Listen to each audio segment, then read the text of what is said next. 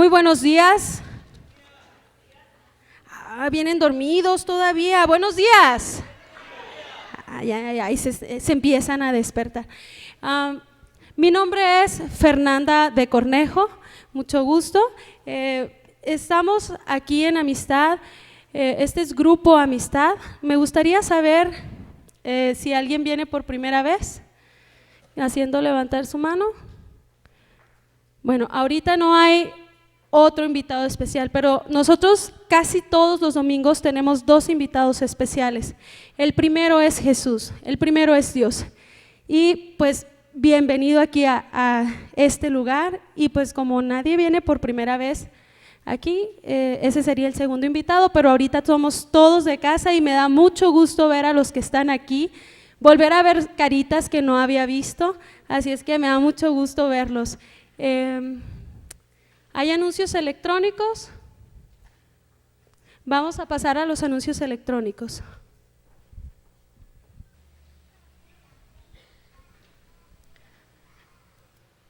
Muy bonito el anuncio de las madres. Me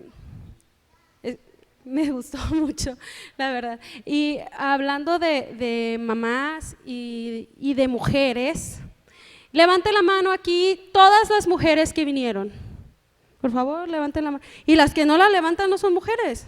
Caramba, levanten la mano. Entonces, este anuncio que voy a dar es para todas ustedes, pueden bajarlo. El día 23, 24 y 25, bueno, los días 23, 24 y 25 de mayo está el Congreso de Mujeres en Grupo Amistad Hermosillo. Así es que si tú eres una de las mujeres que todavía no te has anotado, hoy es el último día para que te anotes, y cuesta 300 pesos, para que te cueste 300 pesos.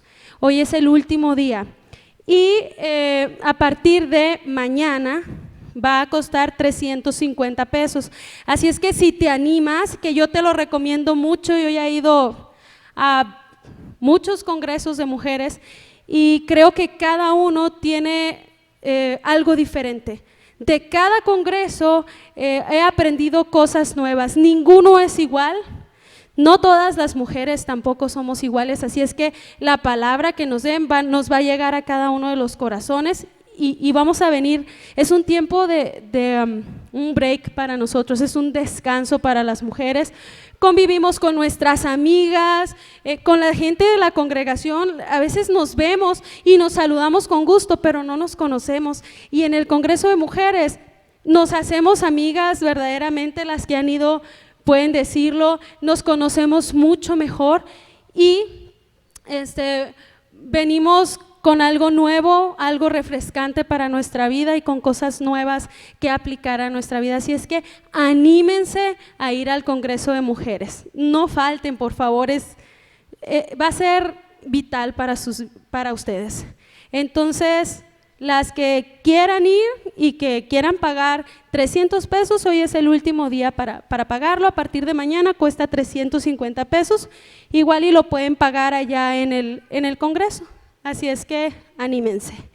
Y pues es todo por mi parte, pero viene una persona, ustedes han visto que no está Martín Margallán ni Yolanda de Margallán, tuvieron un compromiso en Hermosillo, así es que les mandan muchos saludos, pues no pudieron estar aquí hoy, pero dejaron a una persona de toda la confianza, una persona seria, respetable, y se llama Ramón Domínguez y va a compartir con nosotros. Denle un fuerte aplauso, por favor. Bienvenido. Gracias, Fernanda. Muy buenas tardes. En punto de las 12, ¿verdad? Gracias, Albertico, por el abanico. Y yo soy tarahumara, aunque parezco menón, pero soy tarahumara, ¿verdad? Gracias por la luz también, porque si no, no me viera. Bien, le agradezco a Martín la confianza, pero la responsabilidad que tiene uno en este momento, pues es muy grande. Les voy a pedir, para no perder la costumbre, que se pongan de pie. Ya es el ejercicio habitual, ¿verdad? Pero en esta ocasión le voy a pedir que se ponga la mano izquierda sobre su hombro y la mano derecha sobre su otro hombro. Y que se dé una palmadita y se felicite por estar este día. Y a continuación compártalo con alguien, con un vecino, y dígale qué bueno que estás aquí y qué bien te ves en esta mañana. Bien, como podemos observar también las sillas, el mes de mayo es un mes de muchos puentes, ¿no? Si para algo somos buenos aquí en México en ingeniería, es para la construcción de puentes, ¿verdad? Nos los aventamos bien. Entonces, este mes se nos presentan algunos eventos o algunos festejos tradicionales que tenemos en México y en algunas otras partes, ¿verdad? Y en estas fechas, ahorita que observaba yo el mensaje de la madre, del Día de las Madres, de cada vez que nace un bebé, también nace una madre, y dice Martín muchas veces, cuántas ocasiones parece que nos ponemos de acuerdo. Parte de lo que traigo yo en el mensaje, habla mucho de esa gran responsabilidad y pues de esa pasión que demuestra una madre. Les voy a pedir, vamos a orar por este mensaje y que Dios utilice a través de mis palabras, que abra nuestra mente y nuestro corazón. Padre, te damos gracias, Señor, en esta mañana. Gracias por permitirnos un día más, Señor. Gracias por este lugar. Sabemos que hicimos la mejor decisión estar en esta mañana en este lugar, Padre. Que toda aquella palabra, que todo aquel mensaje que se utilice, Señor, sea utilizado y sea aprobado por ti, Padre. Usa nuestra mente y nuestro corazón para poder aplicar la enseñanza que recibamos esta mañana, Señor. Gracias. Amén, Padre. Bien. El nombre, hasta para darle el nombre a una reflexión, tiene uno, pues a veces empiezas a batallar un poquito. Hace una semana recibí yo más o menos una instrucción por parte de Martín y tengo la inquietud. Mire, yo tengo unos 15 años, 14 años más o menos dando clases, pero nunca se va a comparar una clase, una instrucción en una escuela con una responsabilidad de hablar algo acerca de lo que es la palabra de Dios. ¿Sí? Les voy a pedir que abran su Biblia en Éxodo 2 del 1 al 10. El mensaje en esta mañana se llama el rol de cada miembro. El rol de cada miembro, y vamos a hablar de que jugamos diferentes roles y en cada escenario existen diferentes miembros. Entonces el mensaje se llama el rol de cada miembro y vamos a leer Éxodo 2 del 1 al 10. Dice: hubo un levita que tomó por esposa a una mujer de su propia tribu. La mujer quedó embarazada y tuvo un hijo, y al verlo tan hermoso lo escondió durante 3 meses. Cuando ya no pudo seguir ocultándolo, preparó una cesta de papiro, la embadurnó con brea y asfalto y poniendo en ella al niño, fue a dejar la cesta entre los juncos que había a la orilla del Nilo. Pero la hermana del niño se quedó a cierta distancia para ver qué pasaría con él. En eso, la hija del faraón bajó a bañarse en el Nilo. Sus doncellas, mientras tanto, se paseaban por la orilla del río. De pronto, la hija del faraón vio la cesta entre los juncos y ordenó a una de sus esclavas que fuera por ella. Cuando la hija del faraón abrió la cesta y vio ahí dentro un niño que lloraba, le tuvo compasión, pero aclaró que se trataba de un niño hebreo. La hermana del niño preguntó entonces a la hija del faraón: ¿quiere usted que vaya y llame a una nodriza hebrea para que críe al niño por usted?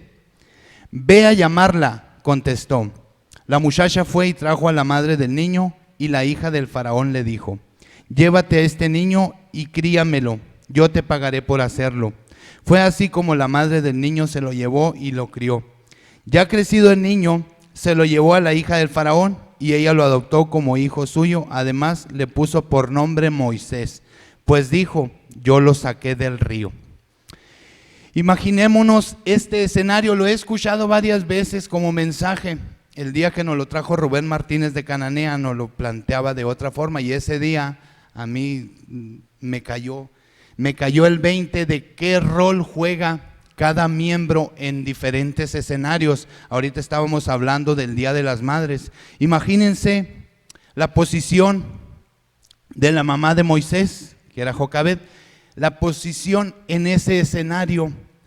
Había una orden, un decreto por parte del faraón en esa época, que era que murieran todos los niños varones hebreos.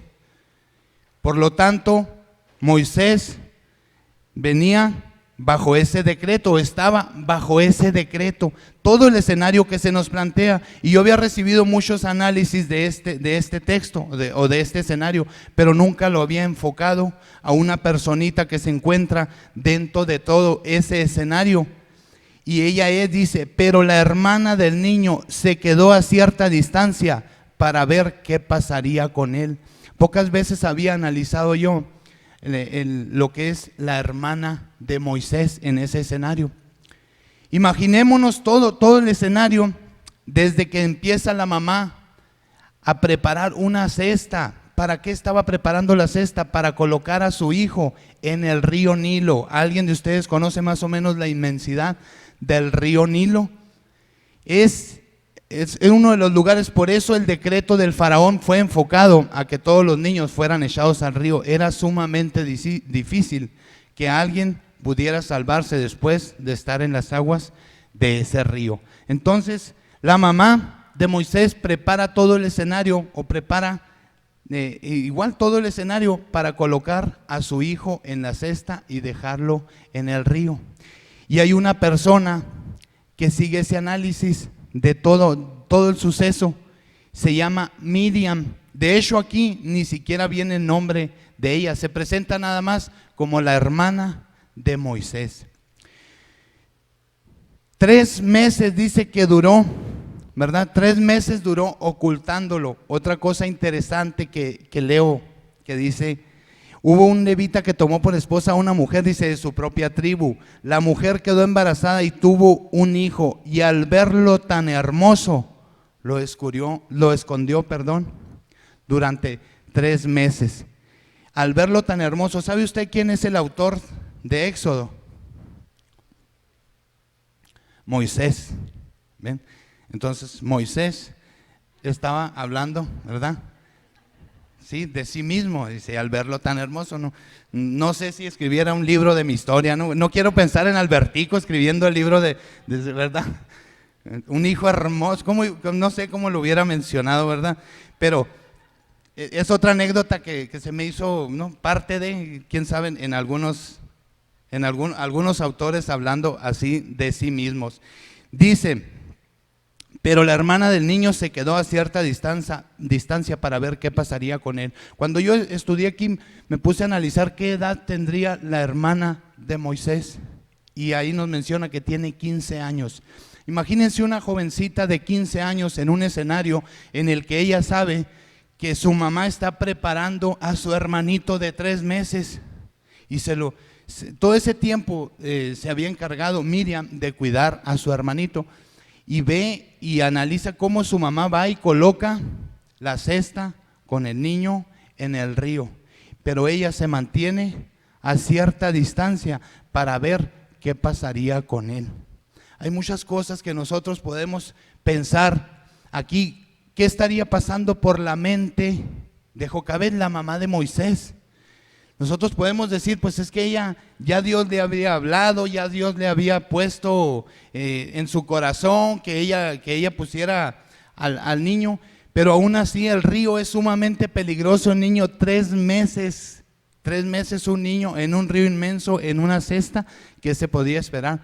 Y la hermana se colocó todavía para observar qué pasaría. Y nos menciona más adelante, en eso la hija del faraón bajó a bañarse en el Nilo. Sus doncellas, mientras tanto, se paseaban por la orilla del río. Mientras una joven de la descendencia de los hebreos, de esclavos, permanecía a la expectativa viendo qué podía pasar con su hermano, a ver a qué horas iba a morir su hermano en el río. Tal vez también con algún sentimiento de esperanza de decir, algo voy a poder hacer yo. La otra contraparte es la hija del faraón baja a bañarse en el Nilo con sus doncellas. Son contrastes totalmente diferentes. Una joven de descendencia de esclavos y la otra joven del faraón con todos los lujos, hasta con sus doncellas paseándose.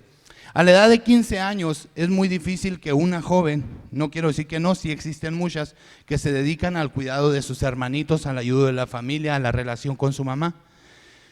Pero unas se encuentran divirtiéndose, van a bañarse y se encuentran paseando.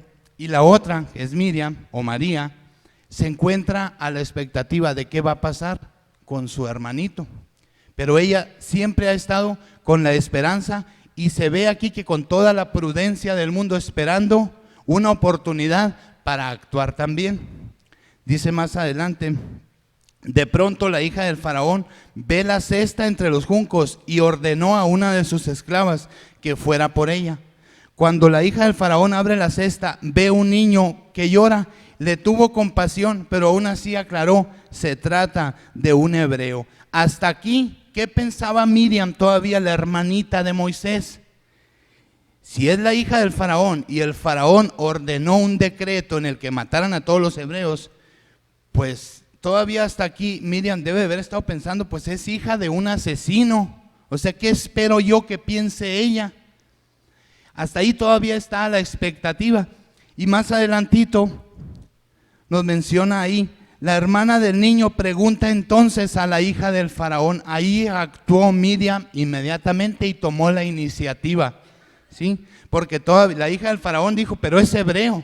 Pero Miriam todavía no sabía qué pensaba la hija del faraón. Y ella se adelanta y dice: ¿quiere usted que vaya y llame a una nodriza hebrea para que críe al niño por usted?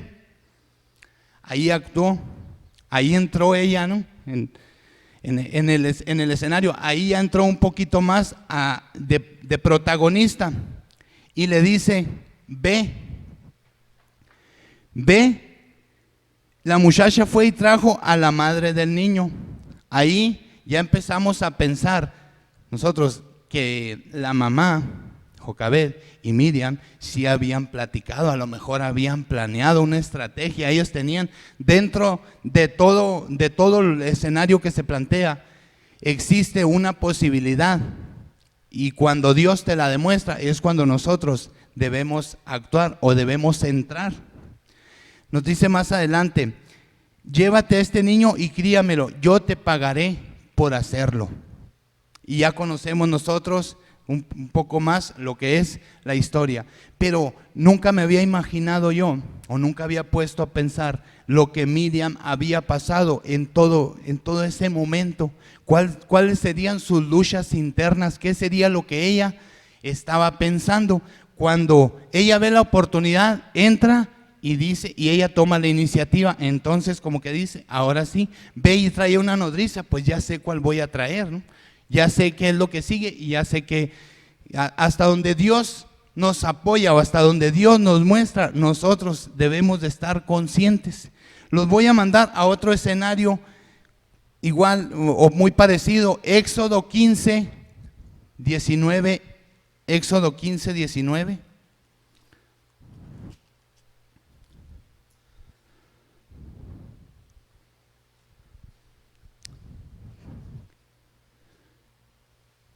Dice: cuando los caballos y los carros de Faraón entraron en el mar con sus jinetes, el Señor hizo que las aguas se le vinieran encima.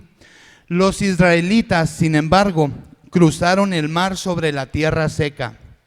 Entonces Miriam, la profetisa, hermana de Aarón, tomó un pandero, y mientras todas las mujeres le seguían danzando y tocando panderetas, Miriam les cantaba así: canten al Señor, que se ha coronado de triunfo, arrojando al mar caballos y jinetes. Ya existen cantos, ¿verdad?, acerca de este otro escenario. Bien, comparando yo el escenario de cuando Miriam tenía 15 años, aquí ya se pretende que tenía 95 en este otro escenario, y aún así ella andaba, dice ahí: Miriam, la profetisa, hermana de Aarón, tomó un pandero, y mientras todas las mujeres le seguían danzando y tocando panderetas.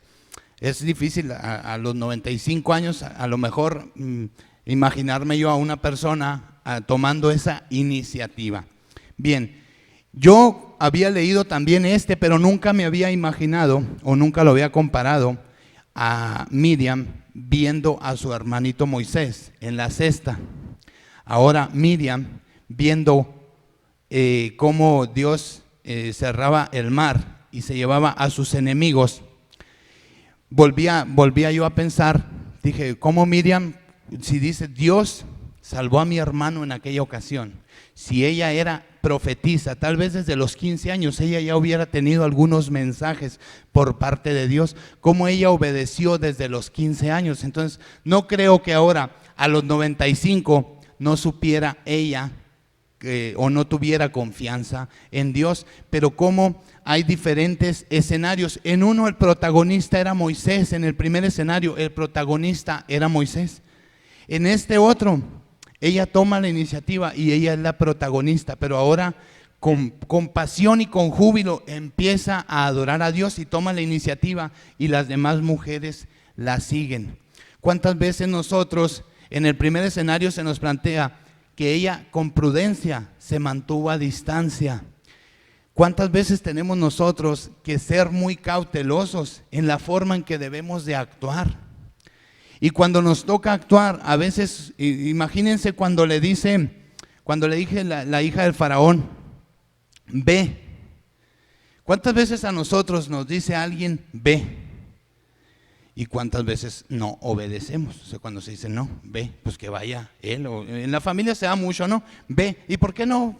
Es más, dice uno, primero el uno y después el otro para muchas cosas. Y se nos dice, ¿por qué no primero el otro y después el uno? Dicen muchas veces, ¿verdad? Dependiendo de lo que estemos nosotros indicando. De hecho, cuando estaba sacando yo el nombre que decía el rol de cada miembro, me acordaba de que hasta en los roles de canela y los roles glaseados, ¿no? Que ya nosotros les decíamos colchones, no sé si alguien de ustedes los conoce como colchones Bimbo, los conocíamos. Le dice el rol glaseado. ¿Qué le dijo el rol glaseado al de canela? ¿Es verdad? ¿Sí? Eres un desglaciado, le dice, ¿no? Y desde que estaba yo colocando el nombre de la reflexión, me ponía a pensar en el escenario, en el primer escenario. Miriam está a la expectativa, pero una joven de 15 años nos demuestra aquí de lo que puede ser capaz. Miren, no se menciona para nada el papá de Moisés. No es que sea muy feminista, ¿no, compañeros? Pero en este escenario, las mujeres nos demuestran que cuando ellas se unen y arman una estrategia y hay obediencia, no importa las edades. Ella tenía 15 años, Jocabed ya era mayorcita. Se supone que Miriam era la mayor, luego Aarón y luego Moisés. Entonces, Jocabed debe de haber lidiado a sus dos hermanas. ¿A cuántas jóvenes adolescentes o a cuántas mujeres les ha tocado lidiar a sus hermanos? Ahora, ¿qué tan fuerte sería la unión entre hermanos como para Miriam seguir ese escenario en el que el pueblo, cuenta mucho la historia de los egipcios, hablan mucho de que en esa época los hombres se separaron de las mujeres por la misma yo creo alguna estrategia de que no resultaran en más embarazos para prevenir pues lo que fueran más muertes. Entonces, pero aquí eso lo cuenta la historia secular. En la Biblia ya nos menciona cómo fue que Dios planeó desde un principio todo lo que era Moisés para rescatar al pueblo de la esclavitud. Y en este otro escenario donde Miriam ya era toda una adulta, toma la iniciativa y ella es la protagonista de cómo festejar con júbilo cuando Dios nos demuestra que nos está amparando y nos está respaldando, ¿sí? Y los voy a invitar a otro escenario que es Números 12, del 1 al 6.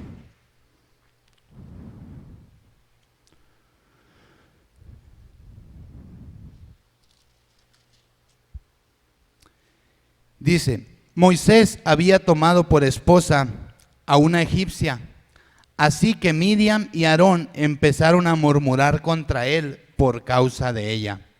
Continúan siendo los tres hermanos más adultos, pero en otro escenario muy diferente. Decían: ¿acaso no ha hablado el Señor con otro que no sea Moisés? ¿No nos ha hablado también a nosotros y el Señor oyó sus murmuraciones? A propósito, Moisés era muy humilde, más humilde que cualquier otro sobre la tierra. De pronto el Señor les dijo a Moisés, a Aarón y a Miriam: salgan los tres de la tienda de reunión. Y los tres salieron. Entonces el Señor descendió en una columna de nube y se detuvo a la entrada de la tienda. Llamó a Aarón y a Miriam. Cuando ambos se acercaron, el Señor les dijo: escuchen lo que voy a decirles. Cuando un profeta del Señor se levanta entre ustedes, yo le hablo en visiones y me revelo a él en sueños. Pero esto no ocurre así con mi siervo Moisés, porque en toda mi casa él es mi hombre de confianza. Con él hablo cara a cara, claramente y sin enigmas. Él contempla la imagen del Señor. ¿Cómo se atreven a murmurar contra mi siervo Moisés? Entonces la ira del Señor se encendió contra ellos y el Señor se marchó. Tan pronto como la nube se apartó de la tienda, a Miriam se le puso la piel blanca como la nieve. Cuando Aarón se volvió hacia ella, vio que tenía una enfermedad infecciosa. Entonces le dijo a Moisés: te suplico, mi Señor, que no nos tomes en cuenta este pecado que neciamente hemos cometido. No la dejes como un abortivo que sale del vientre de una madre con el cuerpo medio deshecho.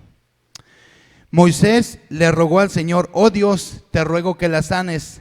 El Señor le respondió a Moisés: si su padre le hubiera escupido el rostro, no habría durado su humillación 7 días.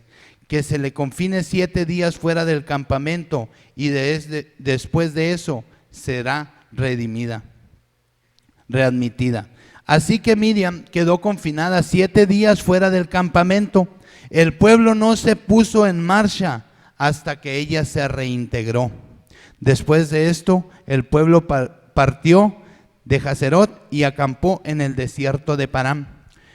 Está extenso, pero es muy necesario, para poderlos comparar, era muy necesario que llegara yo al análisis de los últimos versículos donde dice: así que Miriam quedó confinada 7 días fuera del campamento, pero el pueblo no se puso en marcha hasta que ella se reintegró.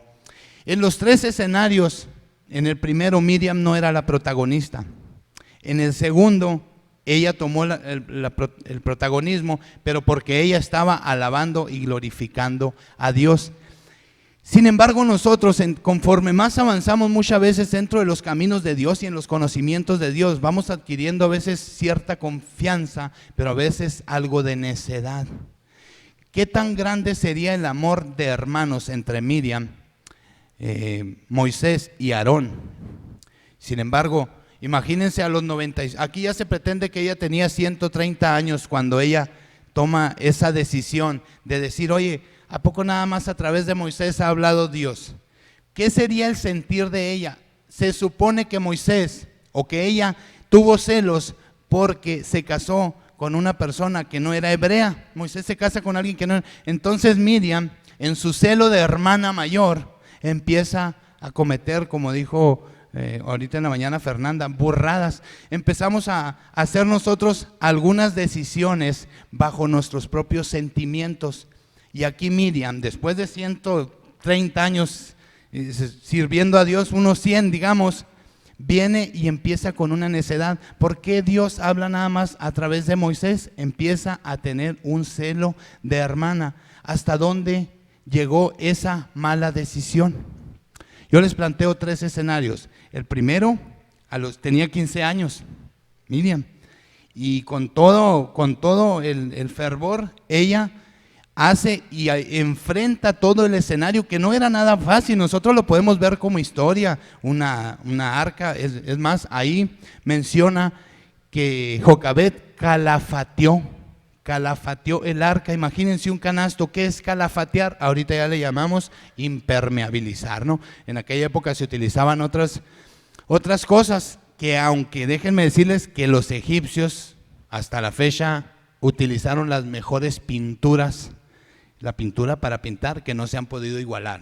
Ahorita no se han podido igualar. Existen algunos abriles, algunos años, y todavía conservan su brillo muchas de esas pinturas. Bien, nos habla de que la señora calafateó. ¿Por qué? Si ella iba a poner en el río, ¿qué estaría pensando ella?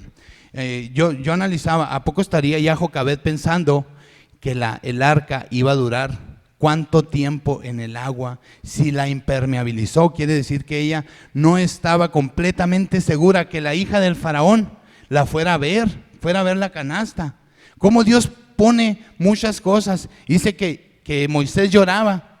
Ya había durado 3 meses y ya cuando empezó a hacérsele difícil a Jocabed, que ya no lo iba a poder mantener, lo pone en el cesto. Pero nos dice aquí que lo calafateó y lo construyó con juncos y papiros. Nos habla de algunos, son materiales que si nosotros analizamos, el papiro es hasta la fecha, existen algunos escritos en papiro. El papiro es una planta y del tronco, de lo que es el tallo, sacaban hojas y ahí hacían escritos. Entonces también nos habla ahí de carrizos y de algunos materiales que utilizó Jocabed. ¿Cuál era el plan de ella? Pues quién sabe cómo armaría ella su estrategia, pero aún así ella tenía plena confianza en que Dios iba a hacer algo. Se preparó para que si tal vez durara 15 minutos nada más Moisés y a lo mejor se iba a ahogar, pero ella hizo su plan con una firmeza y con un poco más de sabiduría, implementando ella que la canasta durara más tiempo. Yo analizaba, dije, ¿cómo planearía o cómo le hablaría Jocabed a su hija de 15 años? Le diría, ve y plántate y sigue la canasta, ve corriendo conforme avanza el río, ve corriendo. O sea, tal vez la niña, por amor a su hermanito, tomó esa decisión y esa iniciativa. Tal vez su mamá ni siquiera se lo indicó. Y ahí nos plantea a nosotros, cuando ya ese plan se les da, termina. ¿Y cómo terminará? No me quiero imaginar cómo estaría cuando ya la madre es la nodriza a la que le acaban de encargar y le dicen, hasta te voy a pagar para que críes a este niño. La costumbre ya que las nodrizas los criaran a los egipcios hasta los 12 años, y a los 12 años se integraban a lo académico, a la escuela, al conocimiento científico. Entonces, ¿cuál sería el festejo de Miriam, la hermanita de Moisés, y de la mamá Jocabed, cuando ya se encuentran a solas con el niño? No me quiero imaginar, pero deben de haberlo festejado. Si acá, cuando ya Miriam tenía 95 años, que cruzan el Mar Rojo y que Dios les presenta la victoria, ella sale festejando con júbilo, con pandero y con danza, y es la líder de las demás mujeres que la siguen. Y el pero viene, que conforme nosotros a veces maduramos en edad, disminuimos a veces nosotros en capacidades intuitivas, o empezamos a caer en confianzas al grado de que a veces nos sentimos nosotros protagonistas y no queremos nosotros tomar nuestro rol. ¿Por qué el rol de cada miembro en cada uno de los escenarios que yo te planteo? Cada miembro sigue un rol. Cuando nosotros aprendemos a identificar nuestros roles en la sociedad, aquí en la congregación, en nuestra casa, en nuestro trabajo, si aprendemos nosotros a jugar el rol que nos corresponde jugar, Dios nos respalda. Si no, nosotros nos vemos a veces en el último escenario, cuando Miriam toma una decisión equivocada y empieza por celo o por lo que, pues no sé cuál sería el pensar de ella, empieza a hablar mal de Moisés, y sabemos que Dios no lo aprobó y le viene lepra, pero aún así Dios nos respalda. Y dice, después de que ella recibe la lección, Miriam quedó confinada 7 días fuera del campamento y con lepra. Imaginémonos el orgullo, hasta dónde sería herido el orgullo de Miriam, o hasta dónde ella vuelve, pues 7 días confinada. ¿Y por qué no? En aquella época eso era confinar, era poner en cuarentena, decíamos, a alguien lejos de la ciudad. Entonces ella dura 7 días ahí, pero nos dice, el pueblo no se puso en marcha hasta que ella se reintegró. era la hermana de Moisés, el líder de cuántos millones de personas. O sea, su hermano era el líder. Tal vez también esa postura de que, oye, soy hermano de, o soy hermana de, la llevó a tomar la decisión de decir, ¿a poco nada más a través de Moisés va a hablar Dios? ¿Qué no ha hablado a través de ti y de mí? Queriendo meter cizaña también con Aarón, o sea, diciéndole, oye, pues como que aquel ya está tomando mucho el mando y a nosotros nos está dejando. Ya tenía 130 años aquí, Miriam. Entonces, ¿cómo a veces nosotros duramos? Miren, caemos tanto a veces en confianza o confiamos tanto en nuestra experiencia más que en la voluntad de Dios y más que en la obediencia a Dios. Nosotros en diferentes escenarios debemos de aprender a jugar el rol que nos corresponda jugar. ¿Cuántas veces nosotros recibimos alguna instrucción?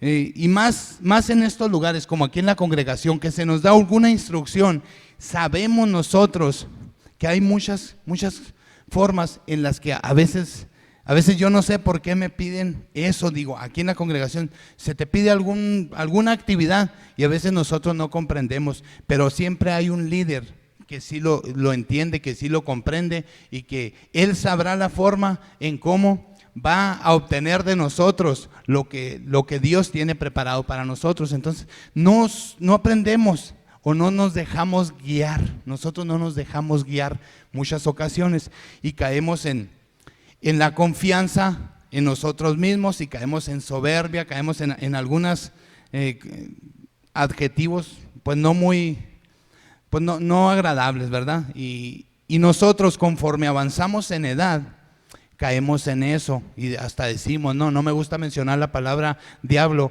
pero hay un verso que dice el Chapulín, dice que el diablo sabe más por viejo que por diablo, y esos vulgos o esas tradiciones esos dichos se nos van quedando a nosotros y creemos que la experiencia nos va dando, pues sí te da mayor sabiduría, pero cuando eres guiado por Dios o cuando estás dentro de los caminos de Dios. Pero cuando caemos en soberbia nosotros, miren, es muy común ver que si una persona más joven que nosotros viene de jefe en un lugar de trabajo, es difícil.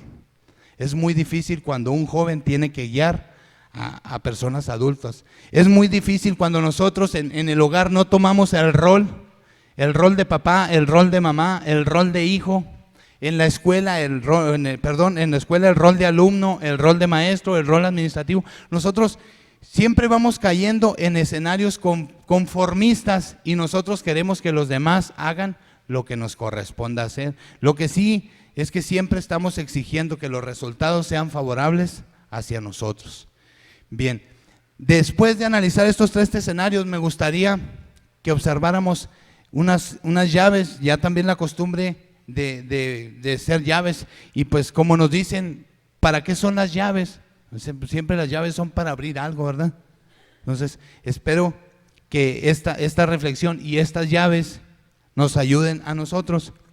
Miren, les voy a pedir antes de ver lo de las llaves que leamos Miqueas 6:4.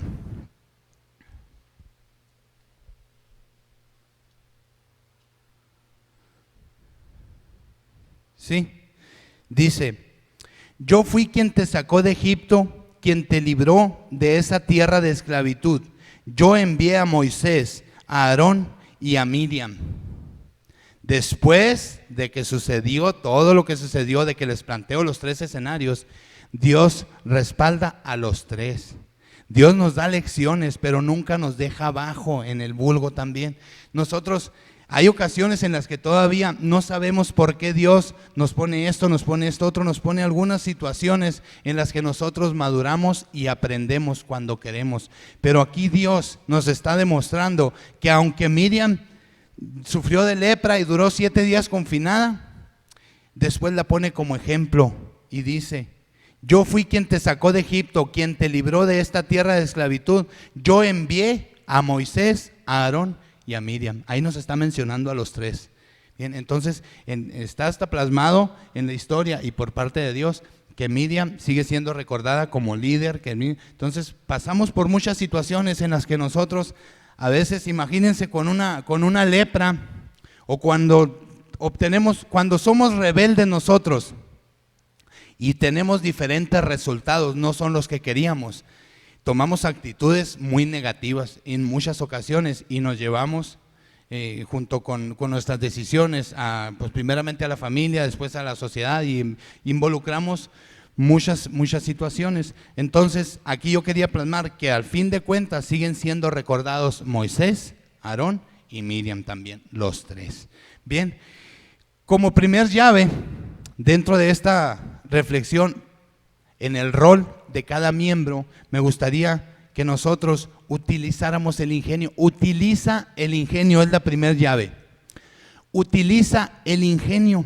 Todos somos ingenieros.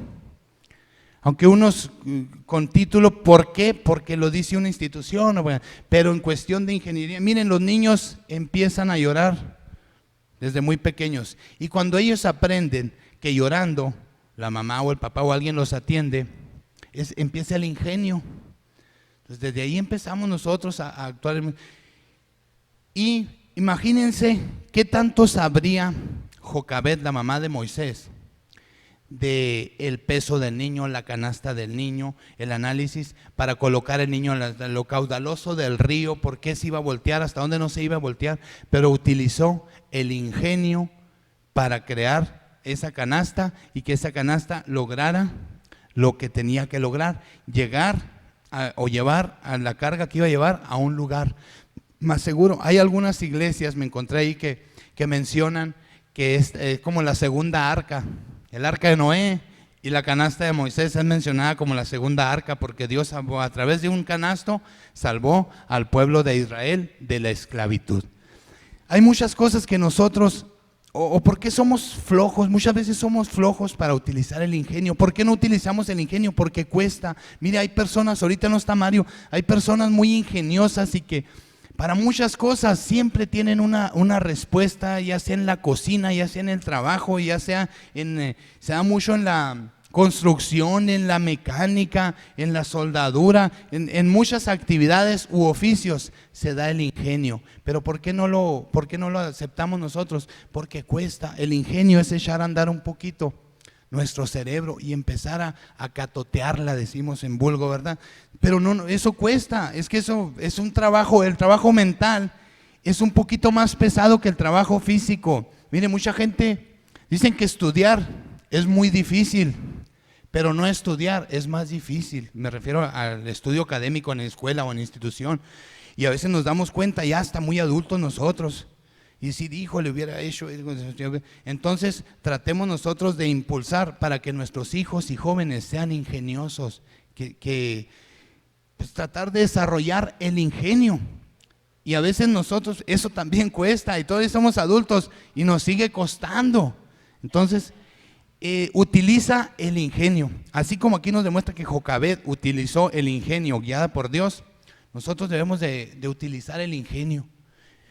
Bien, la segunda llave, voy a poner el texto en utiliza el ingenio, Proverbios 24:6, en cómo utilizar el ingenio. Dice: porque con ingenio harás la guerra, y la salud está en la multitud de consejeros. Con ingenio harás la guerra. En todo lo que es el Antiguo Testamento se nos menciona mucho la palabra guerra. Y ahorita en la mañana también observamos nosotros cómo siempre vivían en esos escenarios. En aquellas épocas vivían en el escenario de guerra, pero con ingenio. Dice, hasta con ingenio harás la guerra. Y luego nos habla de multitud de consejeros.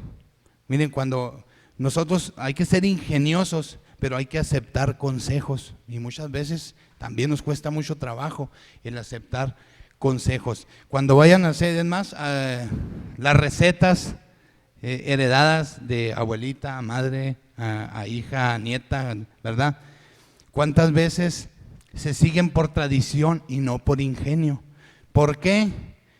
¿Por qué la abuela le corta la pierna, la punta del hueso, ¿verdad? Es muy común eso.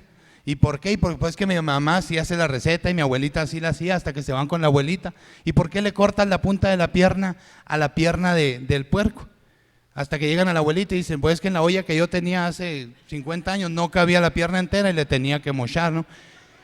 Y muchas veces nosotros heredamos, en vez de utilizar el ingenio, a veces seguimos heredando tradiciones, actitudes, por la flojera de no utilizar el ingenio. La llave número 2 es: utiliza la prudencia.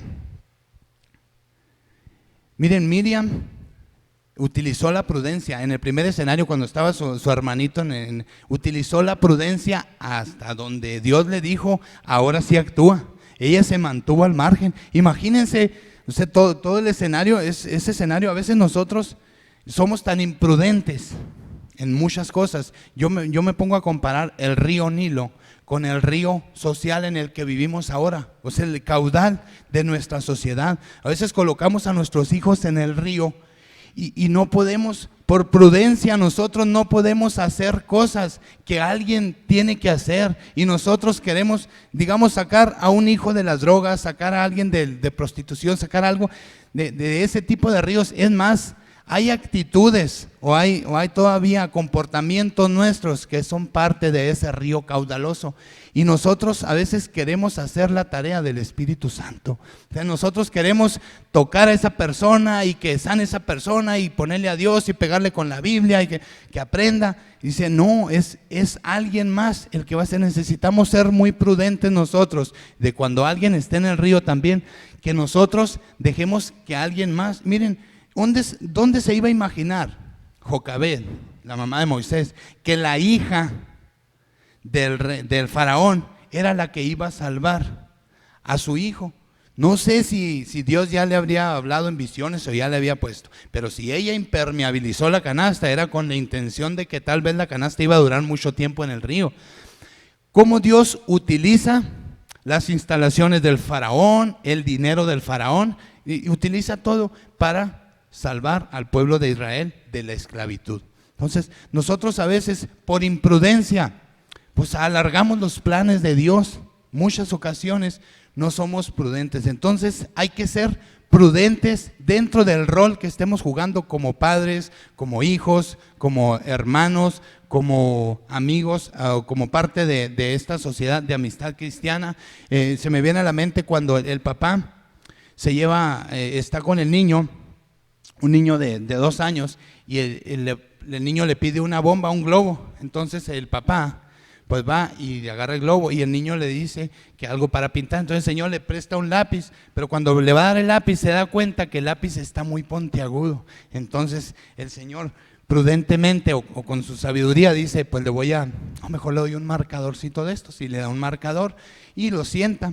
Al transcurso de unos 15 minutos, cuidado con el silencio total de un niño de 2 años por 15 minutos, ¿verdad? Se levanta el señor y dice, a la torre, ¿dónde está?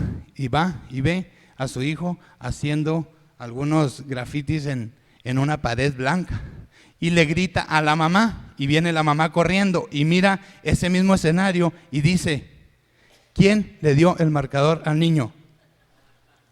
La prudencia. A veces nosotros en nuestro actuar somos muy prudentes en muchas cosas, pero no somos sabios. O sea, hay ocasiones en las que, ¿cuál es la actitud nuestra ante ese escenario? Por ejemplo, a lo mejor unas nalgadas al niño y que aprenda que el marcador no es, ¿no? Y luego otras al papá también para que aprenda que no le debe de prestar marcadores a un niño. ¿Cuántas veces nosotros estamos orillando en nuestra sociedad? ¿Qué le planteamos a nuestros jóvenes?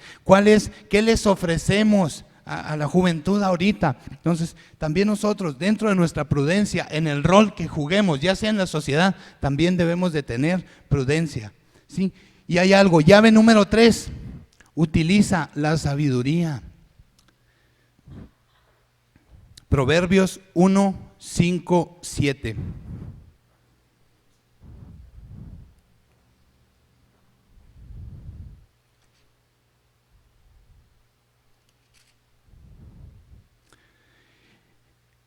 Dice, escuche esto el sabio y aumente su saber, reciba dirección el entendido para discernir el proverbio y la parábola. Los dichos de los sabios y sus enigmas, el temor del Señor es el principio del conocimiento. Los necios desprecian la sabiduría y la disciplina. ¿Sí?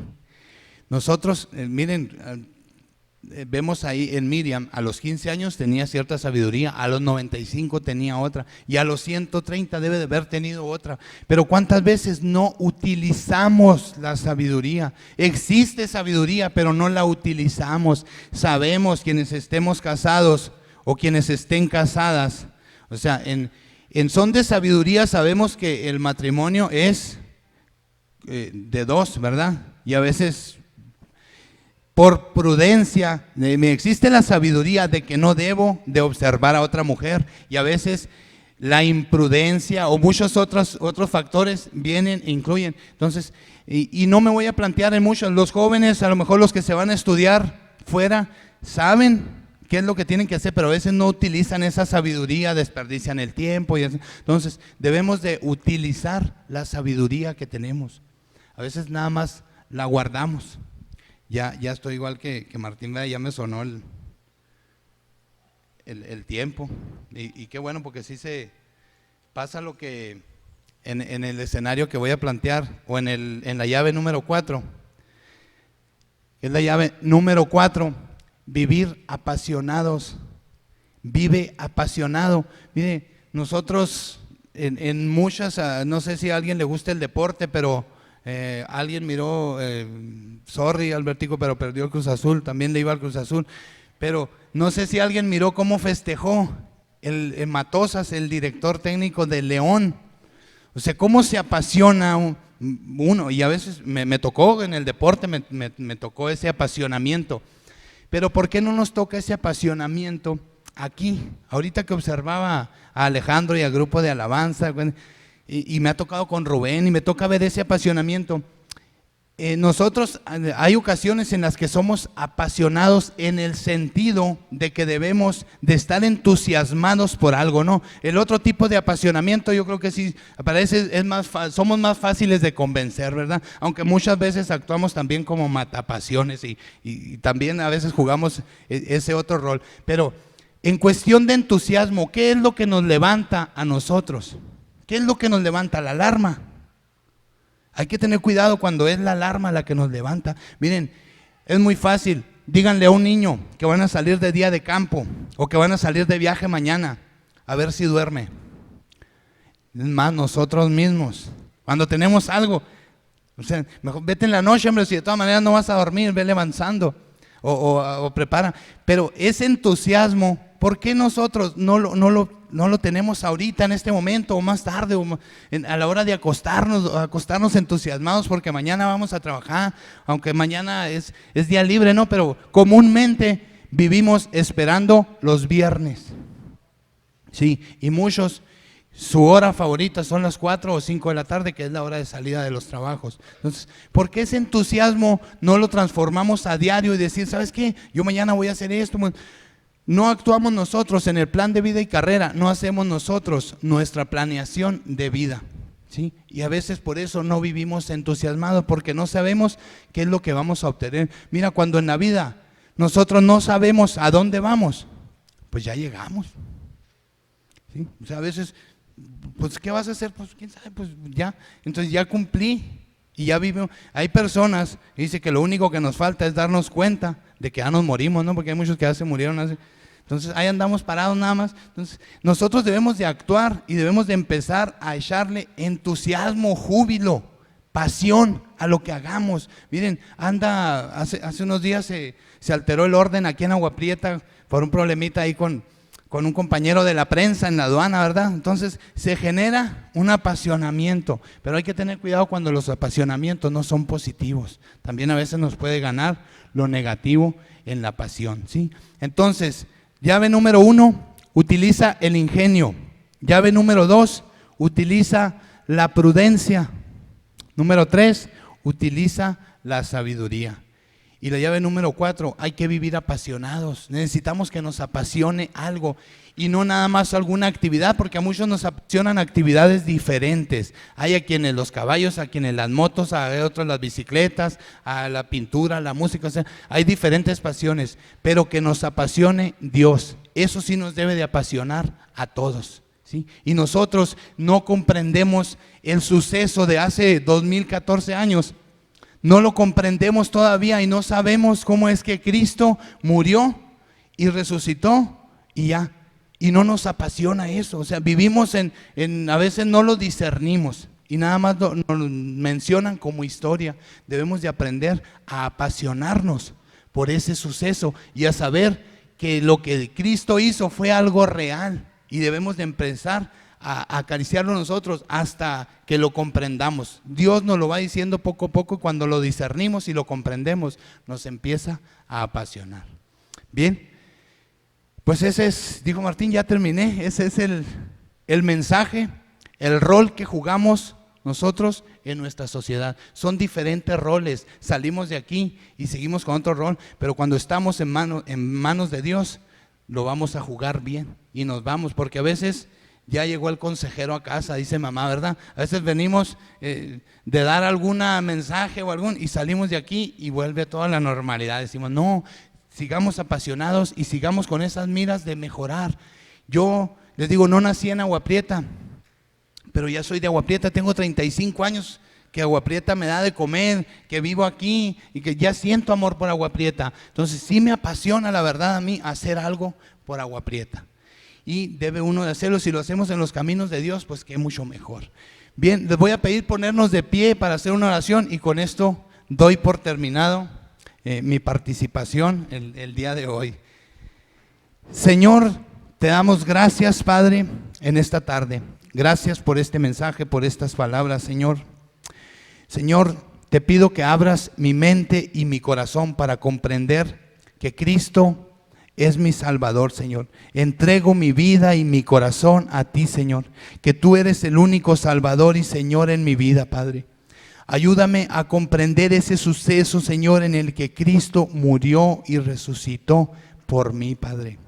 Te entrego mi vida y mi corazón, Señor, y acepto que tú eres el único Salvador, Padre. Gracias, Señor. Amén. Gracias, muchas gracias.